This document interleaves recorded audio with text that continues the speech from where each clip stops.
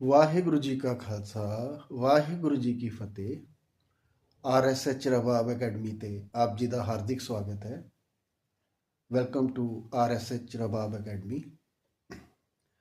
ਅੱਜ ਅਸੀਂ ਸ਼ੁੱਧ ਸੁਰਾਂ ਤੋਂ ਬਾਅਦ ਇੱਕ ਲੈਸਨ ਕਰਾਂਗੇ ਜੋ ਕੋਮਲ ਸੁਰਾਂ ਦਾ ਹੋਏਗਾ, ਜਿਸ ਵਿੱਚ 2 ਸੁਰ ਅਸੀਂ ਕੋਮਲ ਕਰਾਂਗੇ ਜੋ ਹੋਣਗੇ ਸਾ ਤੋਂ ਬਾਅਦ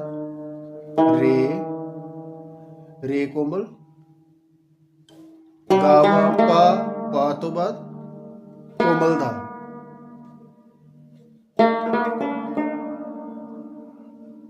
ਜੇ ਇਸ ਸਕੇਲ ਦੀ ਗੱਲ ਕਰੀਏ ਤਾਂ ਇਹ ਭੈਰਵ ਰਾਗ ਬਣਦਾ ਹੈ।